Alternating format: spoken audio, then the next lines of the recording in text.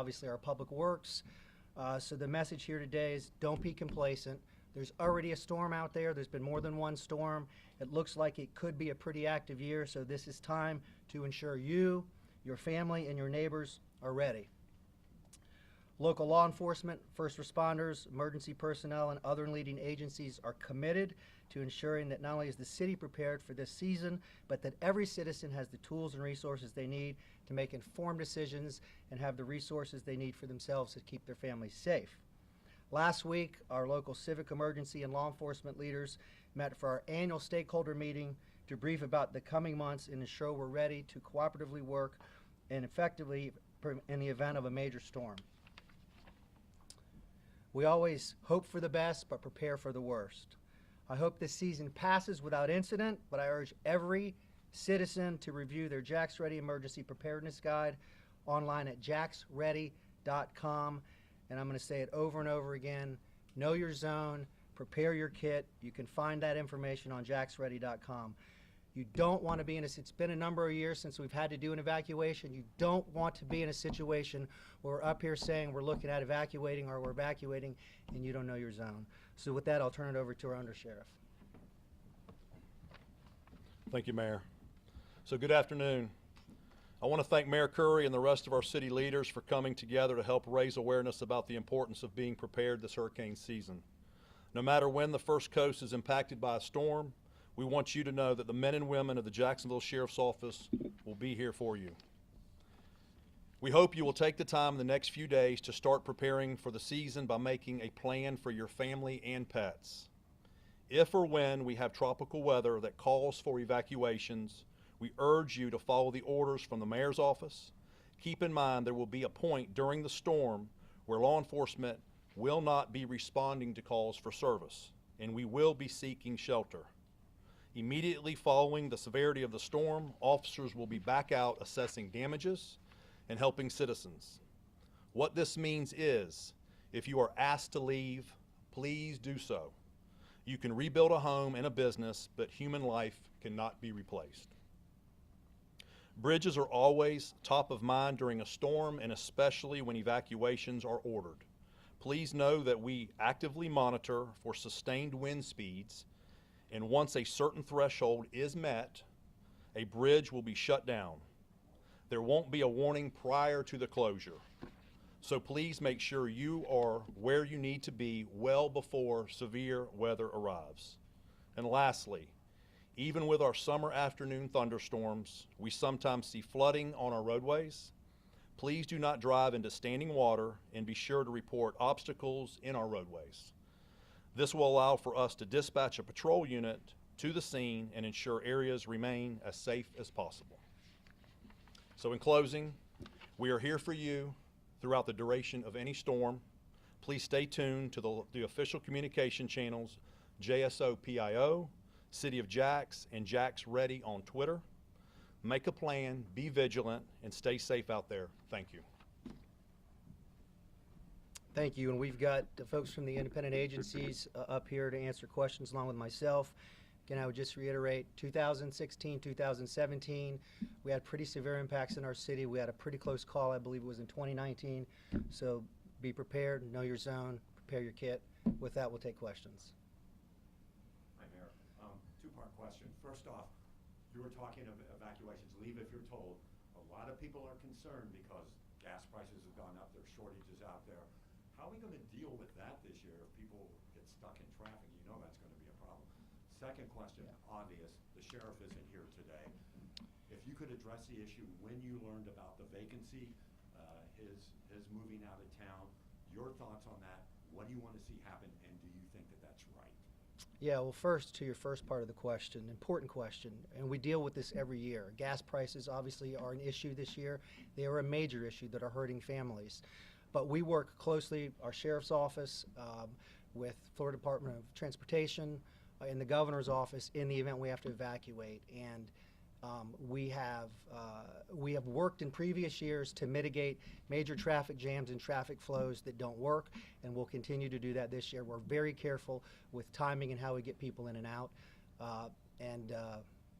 Second part of your question, I learned last week, actually, I believe as you guys were getting ready to ask the questions that same day, I think you guys had asked the question of the sheriff. He called me and told me he had just gotten the question, told me that he had moved. I would say, look, the legal opinion, the legal answer on this, the lawyers will figure that out. Okay, I'm not weighing in on that. Mike Williams was elected by the people of Jacksonville, and wherever the legal opinion falls, that's what we work through. I can say that I've worked closely with this sheriff for years, for 7 years now, through many crises, mass shootings, hurricanes, working to drive our murder rate down, invest in our kids, and he's always engaged and he's always involved. And one thing I don't want this narrative to happen is people can debate the residency thing. Don't start saying the guy's been absent, he's not been a good sheriff, because that's just not true. Should he be paid? Should he have That's a more- again, the lawyers are going to have to. That's between the lawyers and where that ends.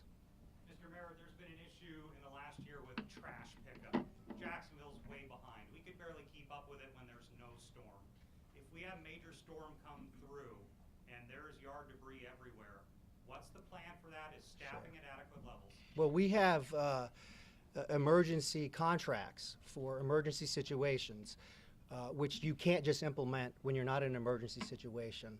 And if you look at the last two storms that we've been through in 2016 and 2017, my team worked with our contractors, drove them hard, and they answered the call and got the debris up and moved. So we have manpower ready in an emergency situation to handle that. The legislature in the property insurance reform bill included some grant money for Floridians to take advantage of to harden their homes. Do you know, is that accessible already? Where would Floridians go to access those funds? And, you know, is it too late at this point to be looking at hardening your home now that hurricane season has started? Well, does anyone know the answer to the funds thing? If they don't, up here, we'll get back to you on that. No, I mean, you should be working on your home right now. In fact, I had tree limbs removed from my yard yesterday, preparing for this season.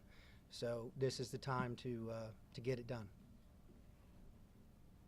Hurricane Irma and Hurricane Matthew, major damage here in town, and they're still making repairs on that.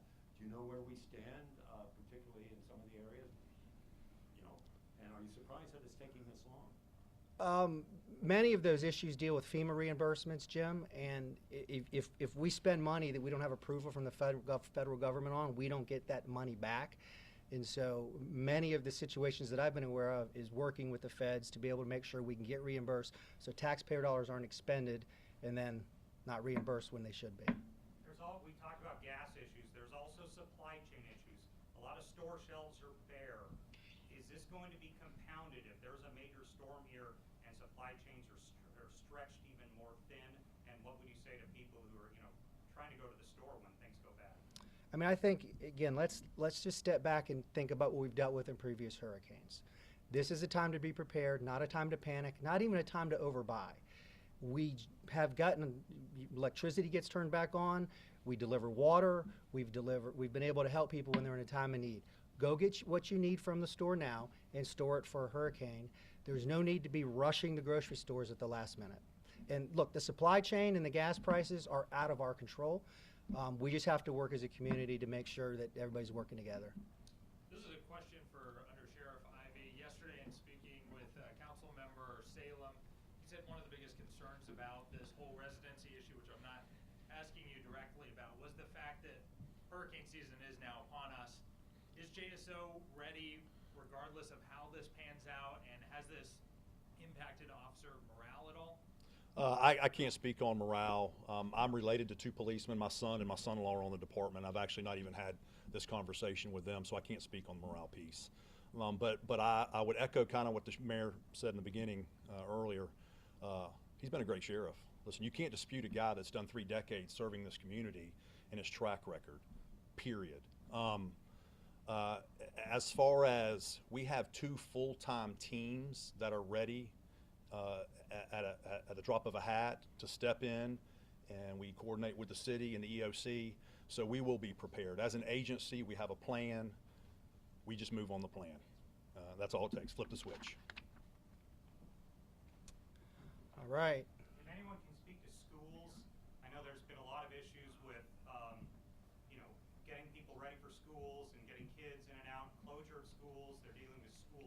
security mandates, maybe even more school security mandates. What can you say about schools, and is the school system prepared for everything they've got going on currently and then possibly a major storm? I don't think we have. Dr. Green was unable to make it, but she will be available at 2:30. She'll be with us at 2:30, but I will say, when we do our stakeholder meetings and our emergency operations center preparations, they are present, so we are all coordinated and organized for the storm season, and at 2:30 we will be talking about further hardening of our schools as it relates to safety. I know JEA is here. That's always a major problem during storms here, with power being out for weeks at a time the last time. They've been doing hardening too, I've noticed, around the city as well, putting up new lines or taking down lines. Are you guys really ready? What's up with JEA? Thank you for that question, Renetta Marshall, JEA. We prepare year-long for the storms, and yes, we are definitely ready. We've invested in hardening in our system, both our electric and our water system. We do maintenance year-long, so yes, we are ready for the storms. But have you done anything different in preparation now? I mean, is there a major effort going on? I mean, that's the answer we hear every year, like, we're ready, but what have they done?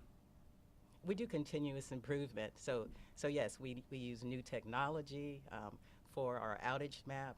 That's better information for our customers. Yes, we've increased our maintenance. We've increased our inspection. So yes, we are ready. Any additional questions? All right, thank you guys so much. We appreciate you. Thank you. Know your zone.